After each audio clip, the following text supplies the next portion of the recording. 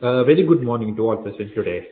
My name is Sudarshan, and I will be taking you through today's webinar, where we review the monthly market through December and through early January of 2017. So, all of 2016 seemed to have had quite a few highs and quite a few lows. Through most of first half of last year, we saw markets rally. We saw bond prices rise, and towards middle of 2016, we had the Brexit happen, which was one shock.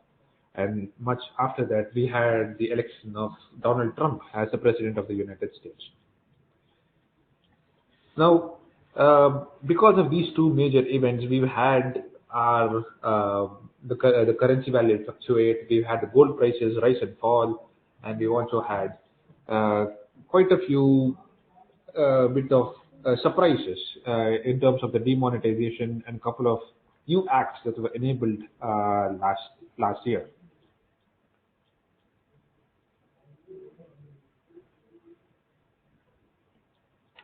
Now, going much more deeper into this is our agenda for the day. We will be covering the global macroeconomy, the Indian economy, the Bankruptcy and Insolvency Act, which incidentally was enabled last month, but did not get as much attention due to some of the bigger issues like the demonetization happening. And we also look at how these three affect your finances, especially your personal finance, and then we arrive at what the investment strategy should be. First, we look at the developed economies. Specifically, we look at Japan. Now, Japan, as some of you might know, has been seeing stagnant growth for quite a long time. And this growth looks like it's continuing to stagnate.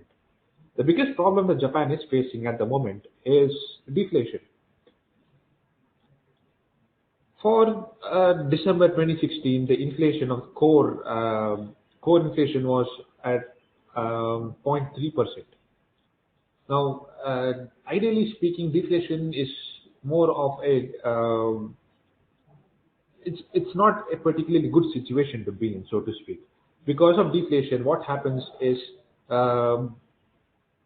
consumers tend to postpone their purchases because they know that they will get much more lower prices in the future. So growth will not be happening as much as we would like to. And that is the biggest reason as to why the Japan's growth is not as strong as it was in the 90s. That said, Abenomics, which is basically heavy quantitative easing and almost virtual helicopter money, has had its benefits as well. Unemployment rate in Japan is at about 3.1%, and this is multi-decade lows. It's slightly up from the 3.0%, which was the unemployment rate for last month, but it is still quite a low figure as such. Now, the deflation or the inflation is expected to have slowed because of the Abenomics as such. While there was a bit of a free fall of sorts in the prices, we expect that the prices will actually would have fallen a much more lower rate in the last month. However, the official numbers for these will only be announced on 26th January. Now, if you look at the Japanese consumers, the household spending of Japan has actually come down by 1.5%. But the auto sales of Japan have gone up by about 10.8% in December. Now, it's because of this increased sales in automobiles, we can see that the manufacturing PMI, which is the indicator of how good an industry is doing, how fast or how quickly the industry is growing as such. Now, if you look at the manufacturing PMI, for December, it's at 52.4. Now, this is a one-year high. Now, services are also picking up. We had services PMI of about 52.8, which is 11-month high. Essentially, we can see that Abenomics is having its effects, specifically in the industrial expansion. Overall, the economic activity of Japan, as measured by PMI, has gone up by is reading 52.8. Now, any reading above 50 indicates an expansion in activity, and a lot of this can be attributed to one man, Mr. Donald Trump. So we look at how USA has performed. If we look at how Mr. Obama has handled the economic affairs of the United States, what he is handing over to Donald Trump is an economy that is in a far better shape than what it was when he got it. So if you look at the GDP for the last quarter, it rated about 2.8%. This is an estimate by the US Federal Reserve of Atlanta. The official figures are yet to be announced. Similarly, inflation is at about 2.1%, and the target rate of inflation was at 2%, and an increase of even 0.1% above 2 is a cause for celebration for the United States. Unemployment rate is at like multi-year lows at about 4.7%. Manufacturing activity is picked up, services are picked up, composite PMI as such is also at a is at a high. Now, all these economic indicators have led beliefs that the United States economy is back on track. Because a 2.8% growth in GDP is something was what it's not really the fastest growth that it was experiencing before the recession of 2008, but it is getting to it. Similarly, unemployment is low and inflation is reasonable. All of these factors are indicators that the US economy is actually doing well. In such a case, what we can expect is a much more investments in the US, thereby pushing up the dollar. And because the dollar got pushed up, the yen, which is the Japanese currency, that weakened. And because that weakened, inflation was able to go up in Japan. And because the yen weakened, exports were also much more viable for Japan. So USA is responsible for Japan's development, improvement in the economy at the moment. And how Mr. Trump is going to steer the economy of the United States will further influence the performance of Japan. Now, if you look at the other developed economic area, which is the European Union, they too have performed well. If you look at the Germany's GDP, which is Germany being the economic powerhouse of the European Union itself, the GDP of Germany expanded by 1.8%, and the overall GDP of the European Union for last year is yet to be announced, but we expect that it will be somewhere about 1.6%. Inflation, similar to the US Federal Reserve, the inflation targeted by the European Central Bank is at 2%. Now,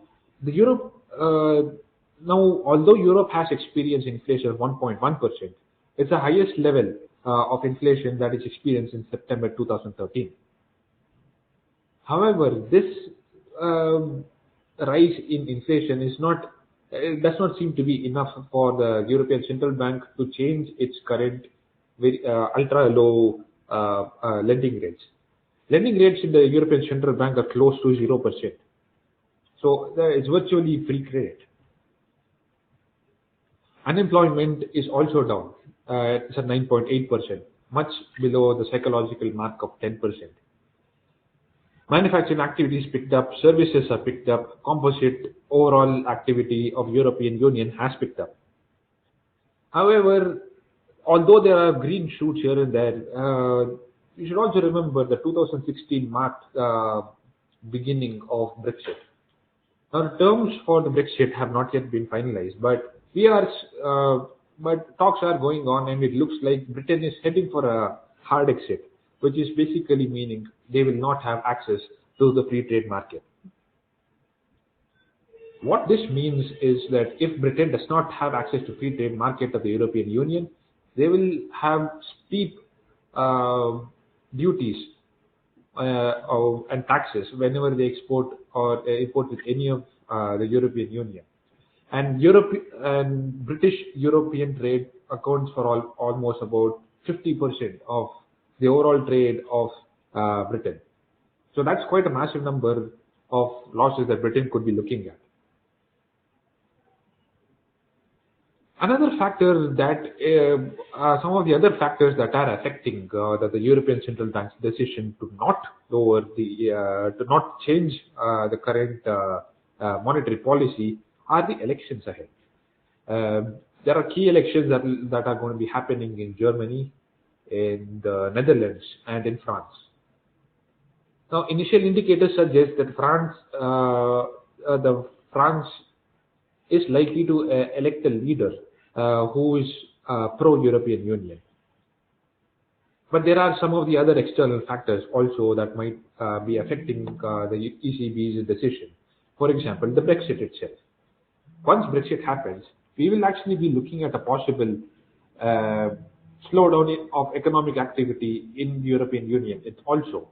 And if that happens, there will not be much room for the European Central Bank to lower its interest rates further.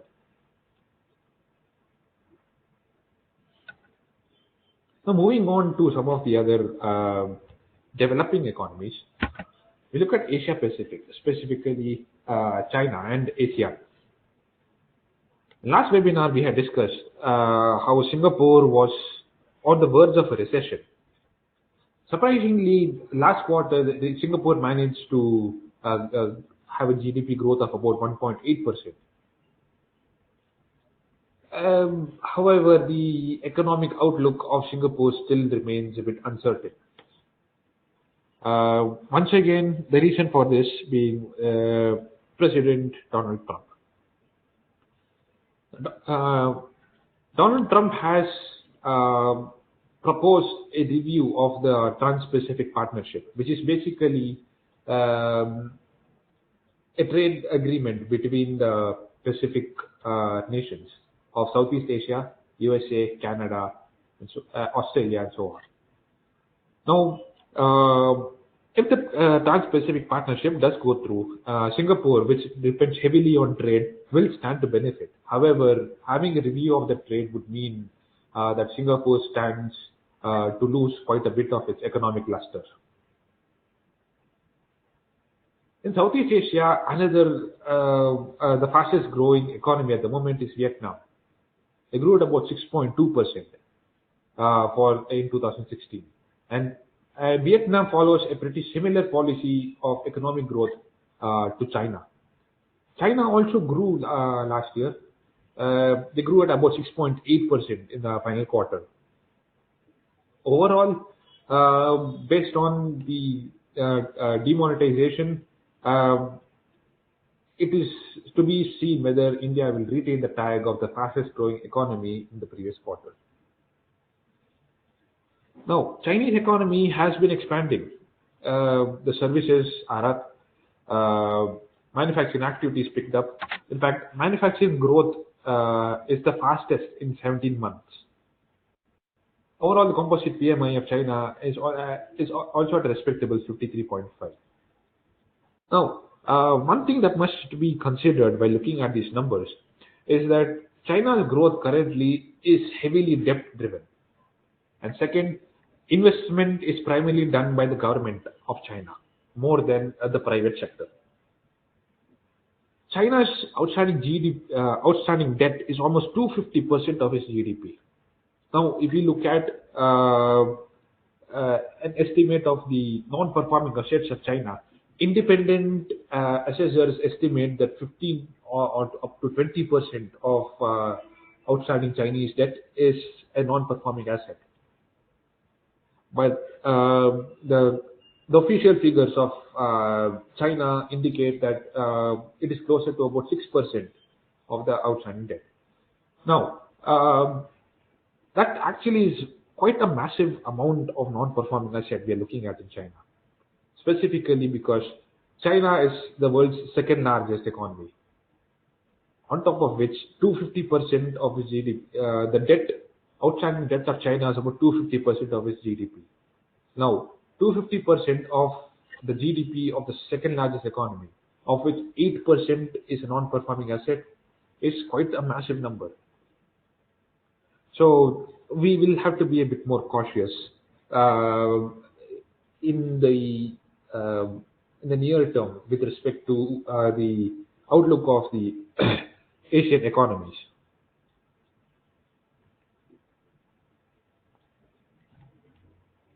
Moving on to another emerging economy of interest, which is Latin America. Latin America, as we have discussed in many of the previous webinars, is primarily dependent on commodities. An exception to this is being Mexico. Mexico is primarily manufacturing driven, and its biggest customer is the United States. Last month, Mexico's manufacturing activity was almost flat at about 50.2. If you would recall, most of Donald Trump's um, promises was targeted against Mexico, specifically building a wall, asking Mexico to pay back its trade surplus, which is uh, essentially it is like placing an embargo on Mexico. And if that happens, Mexico loses its biggest customer base to the United States. The manufacturing will go for will be affected quite badly if that happens. So Mexico, for now, is able to survive. However, domestic demand for Mexico is still low, which is why Mexico's economy might be heading for quite a bit of turbulence in the near term. Now, Latin America's biggest economy is Brazil, and Brazil is about to enter is about to stay in recession for nearly 3 years in a row. Now, the Central Bank of Brazil did not lower its interest rates despite the very high, despite the recession. The reason being, it's quite similar to where India was in about 2013. We did not have much growth, but we had quite high inflation. And Brazil also had quite a high inflation at the beginning of the year at about 10.67%. So the Bank of Brazil kept its interest rates as high as about 13.75%. However, more recently, in 2016, the inflation, because of the high interest rates, came down to 6.29%, which essentially gives the Bank of Brazil enough room to cut down its interest rates. And that's what they did. Instead of cutting it down by 50 basis points as expected, they went a step further and cut it down by 75 basis points. Now this lowering of the interest rates should help Brazil get back to its growth phase slowly. We even saw a little bit of growth happening in Brazil in November. The economic activity grew by about 0.2%. It may not be much, but in a sea of reds, this is a green for Brazil. Commodities have also been picking up as such. So we can expect to see some of the other Latin American countries like Chile and Venezuela slowly increase their growth rate in their GDP. However, Brazil, being the biggest economy of the region, also has the biggest influence in the economies of the other countries. So until and unless Brazil pulls out of its recession, Latin America will continue to be in a slowdown.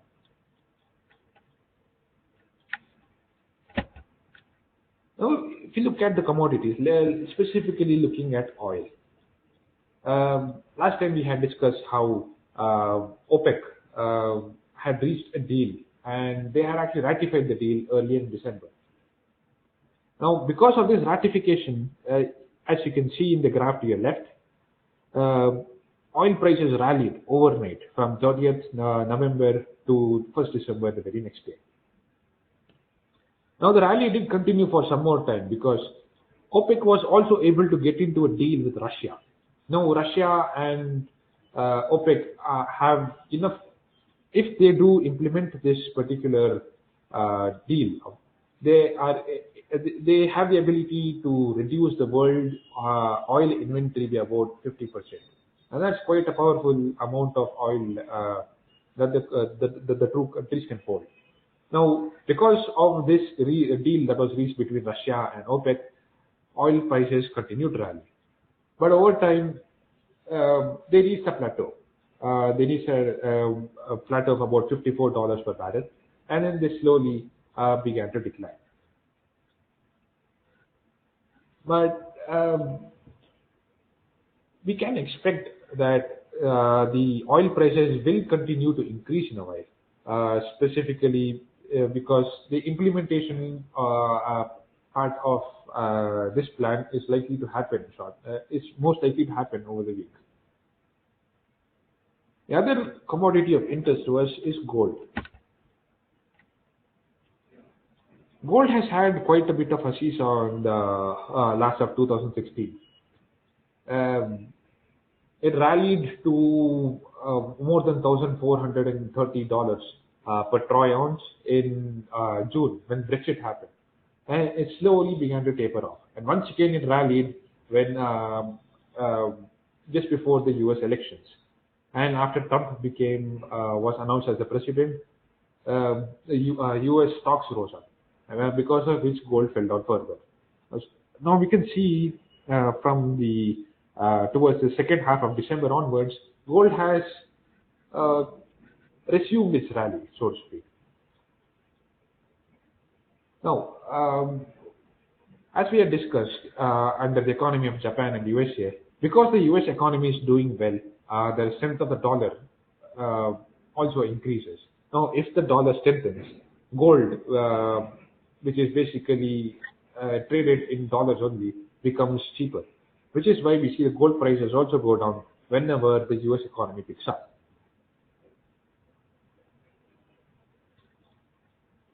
We now moving on to our country, India. Um, because of demonetization, we have had quite a bit of uh, raids over the last month. Service activity was down. Uh, if it was at 46.7 in November, the slowdown was no different in December. It was at 46.8. Manufacturing, which had picked up in November, despite demonetization, shrunk again in December. Overall, the composite PMI also fell. Services are the biggest driver of the Indian economy, and because of the lack of availability of liquid cash, there was a slowdown in services. But this slowdown in services did result a bit more positively on the inflation.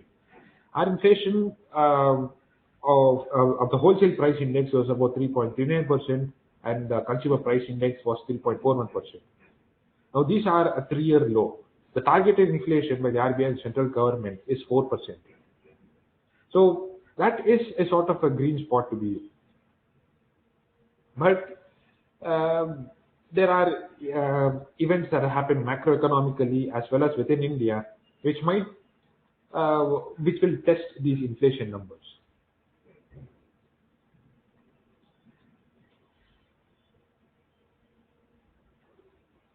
Now, if you look at the rupee weakened due to the demonetization. The rupee further weakened due to the strengthening of the US economy, which means that the US dollar will be bought more and the rupee selling will happen more. That said, the rupee still is not the worst performing currency in the world at the moment.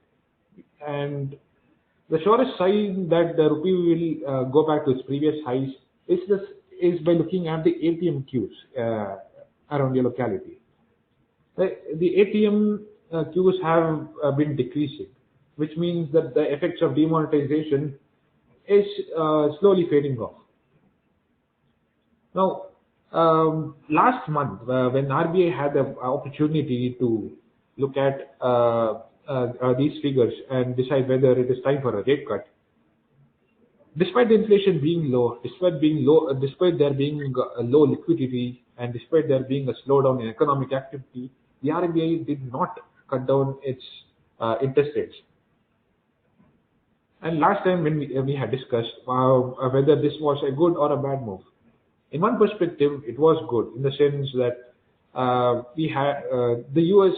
Federal Reserve increased its lending rates the immediate week after the RBI refused to decrease its interest rates. Now, because of that happening, India's currency was protected against further losses against the dollar. Where we are now is about 68 rupees for a dollar. We probably would have been at a slightly but more worse position at closer to about 68.9, 69 rupees to the dollar. Another reason that the RBI did not cut down interest rates was because although the RBI does cut down interest rates, the lending banks, which is basically the source of the liquidity for the rest of the country, it did not cut down its lending rates by that much. But towards the end of December, that changed. Now, the main reason that the banks did not cut down their lending rates was primarily because of the very massive non-performing assets in India. Non-performing assets comprises almost about $6.7 trillion rupees of non-performing assets are outstanding. Basically, these are very high stress assets, and unless they are resolved, bank liquidity will be a problem. Now, towards this end, the bankruptcy and insolvency bill was introduced in 2016. This was introduced in May 2016 and effectively came into operation in early December. Now, if you look at some of the statistics of the non-performing assets across the world and defaulters, the time taken in India to resolve a bankruptcy is about 4.3 years. If you look at USA's, it's about 1.5 years, and Japan it's less than 1 year, close to about it's about 6 or 7 months. That's it. Now, despite all this, now if you look at how much loan is recovered, the USA recovers about 80.9 cents to every dollar lent. Japan recovers about I'm sorry about that. It is 92.3% of every yen that is given as a loan, and India gets only 25.7. So, despite waiting for 4.3 years to resolve a bankruptcy, Indian banks recover only about 1/4 of the amount that they have lent, and this is not a good place to be in, because a high amount of bankruptcy and inability to recover some of these losses will result in a cash crunch in banks itself.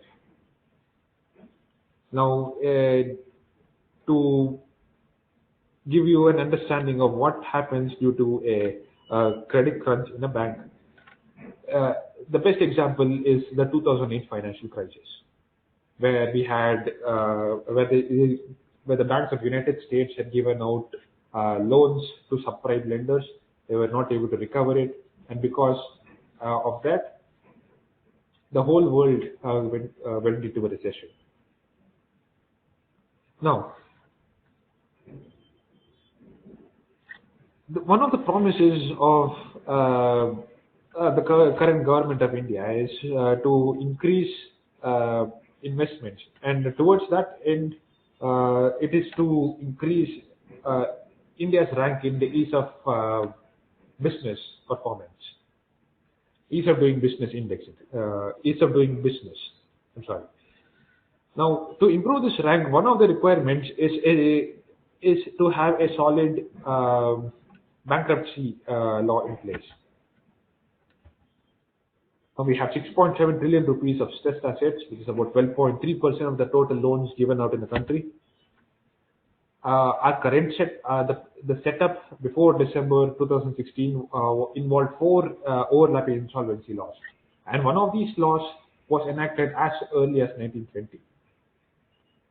Because of these laws, banks are not able to shut down loss-making companies or recover their dues.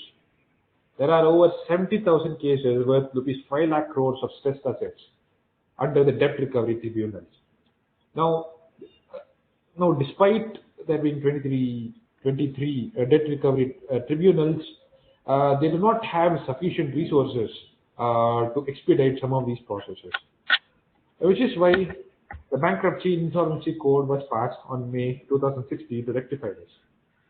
As I said, it came into effect in early December 2016, and the first bank to file a bankruptcy suit under this scheme was ICICI Bank against a company called Innovative Industries based out of Pune. Now, what the bankruptcy insolvency bill does is it enables the bank to sell assets of the defaulter to recover some of its dues. But although this process was available even before this act was enabled, this is more of a time-bound process, and the insolvency will be carried out by professionals.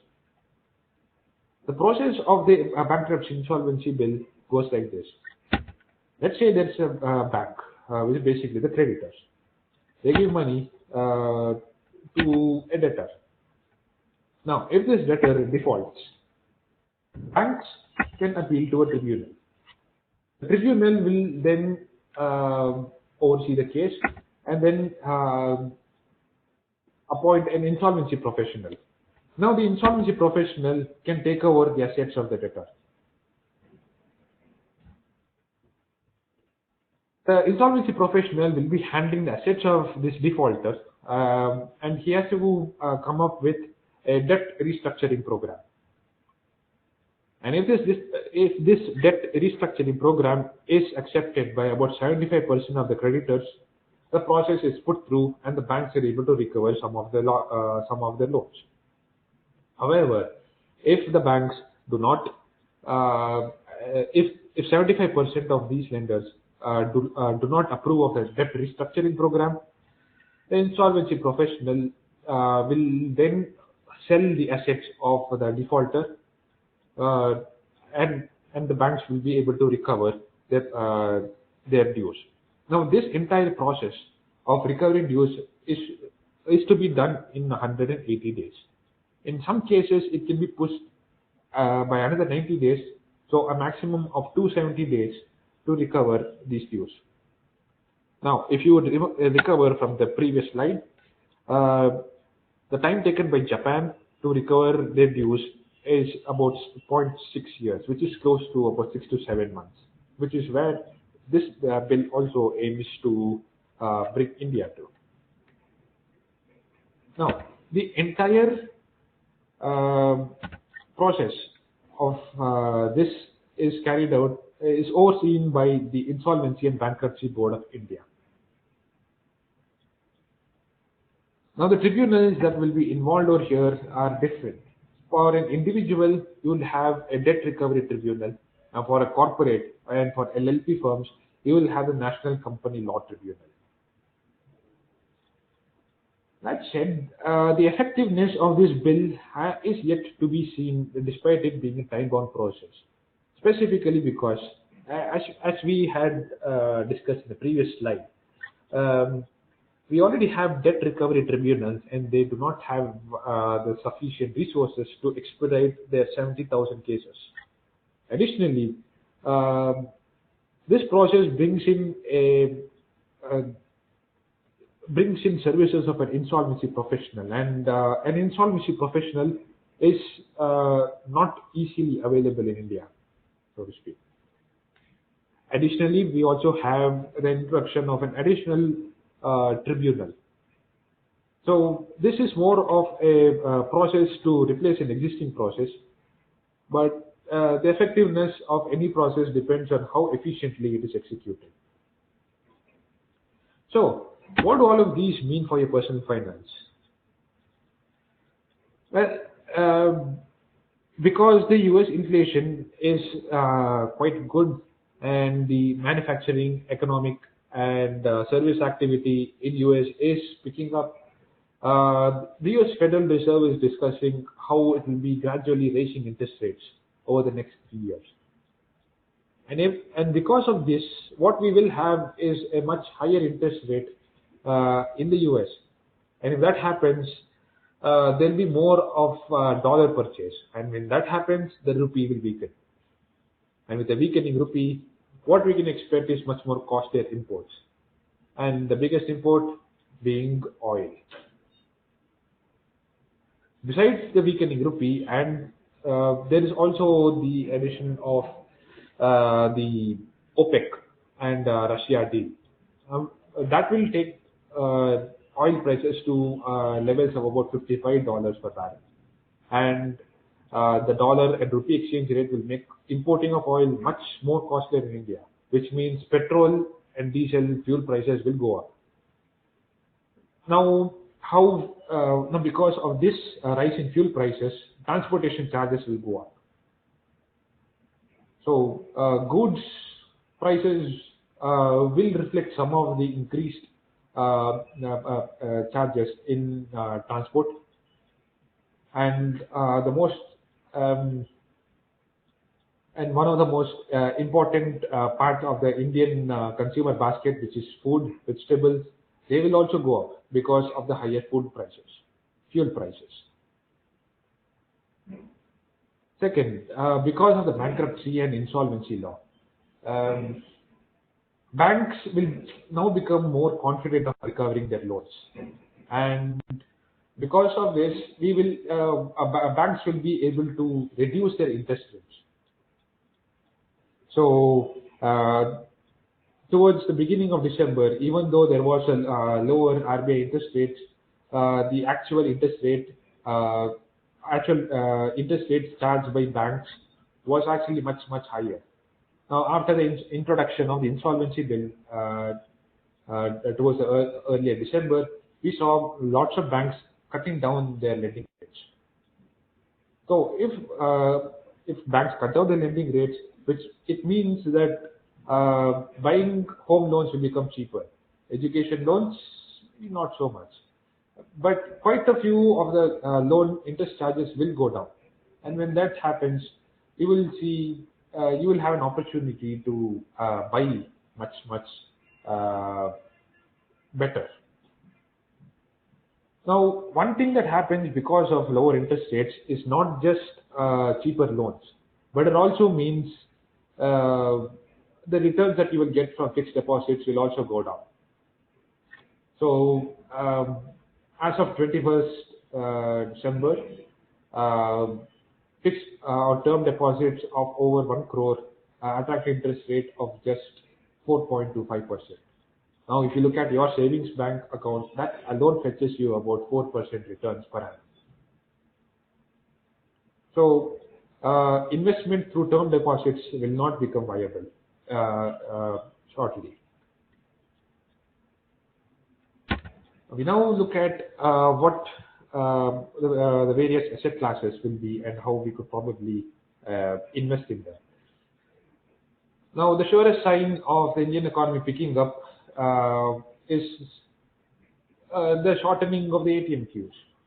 The shorter the ATM queues would mean there is much more liquidity available, which means the consumption activity will pick up.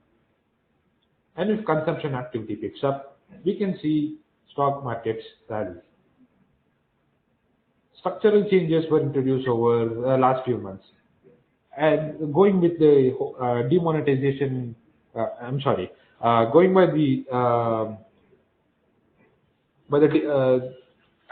bankruptcy bill, which was introduced in the previous month, what you will see is the profitability of banks will go up.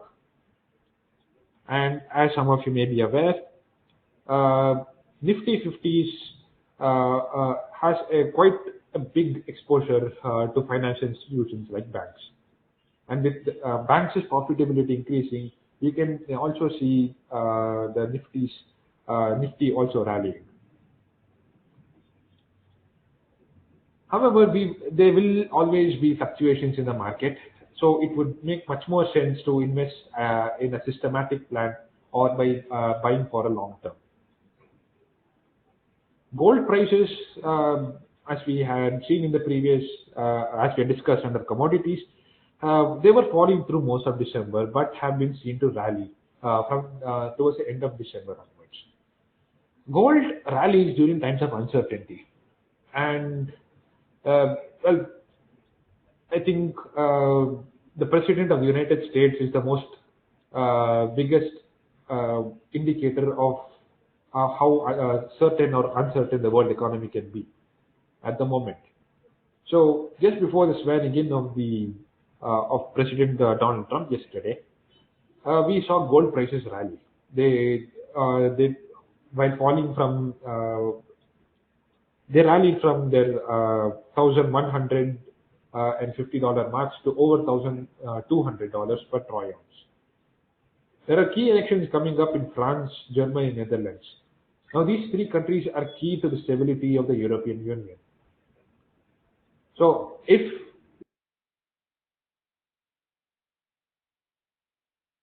they result in a right-wing separatist protectionist victory, we will see the gold prices rallying once again.